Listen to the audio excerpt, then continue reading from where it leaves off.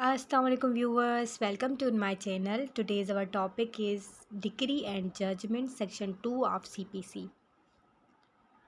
Decree defined under section 2 subclause 2 of CPC. Decree is the order of the court. Decree जो है वो एक court का order होती है और ये डिटरमाइन करती है पार्टीज़ के राइट्स को और ये एक फॉर्मल एक्सप्रेशन होती है। अब इसके एसेंशियल्स को हम समझते हैं। पहला एसेंशियल ये है कि पास्ड इन सिविल सूट, यानी कि जो डिक्री है वो पास होती है सिर्फ सिविल सूट्स में। And next is formal expression, यानी कि जो है वो फॉर्मल एक्सप्रेशन होती है। It must be written, signed and stamp of the court. अगर ये सारी चीज़ में इसमें होंगी तो हम कंसीडर करेंगे इट्स फॉर्मल एक्सप्रेशन, अदरवाइज़ हम इसको फॉर्मल एक्सप्रेशन कंसीडर नहीं करेंगे।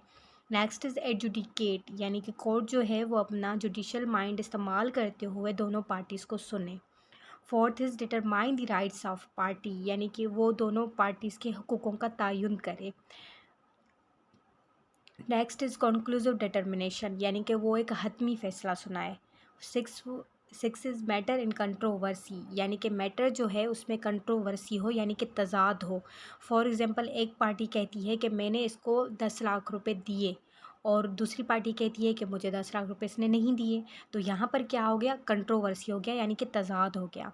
अब ये सारे एलिमेंट्स अगर किसी भी डिक्री में होंगे तो हम उसको डिक्री कंसीडर करेंगे, अदरवाइज़ हम उसको डिक्री कंसीडर नहीं करेंगे। Now what is judgment? Judgment defined under section 2 sub close 9 of CPC। Judgement जो है ये फॉलो करती है डिक्री को, and decree is the part of judgment, यानी कि डिक्री जो है वो पार्ट है जजमेंट का। अब इसको समझने के लिए हम इसकी डेफिनेशन को समझते हैं। It is detailed discussion of civil court. Civil court क्योंकि हमने इसको डिक्री के साथ पढ़ा, और डिक्री कहाँ पे पास होती है, सिर्फ और सिर्फ सिविल सूट में। तो ये क्या है, डिटेल डिस्कशन है, किसका है, सिविल कोर्ट का। और कौन से ग्राउंड्स पे दी हुई है, डिक्री के ग्राउंड्स पे दी हुई है। यहाँ पर एक बात इम्पॉर्टेंट है कि जिसके हक़ में फ़ैसला आता है तो उसको हम डिक्री होल्डर कहते हैं, और जिसके ख़िलाफ़ फ़ैसला आता है उसको हम जजमेंट डेप्टर कहते हैं। अब अगर किसी के हक़ में फ़ैसला, मतलब किसी के हक़ में अगर डिक्री आ जाती है तो, और जजमेंट उसके ख़िलाफ़ आती है, तो ये गलत है, ऐसा नहीं होना चाहिए।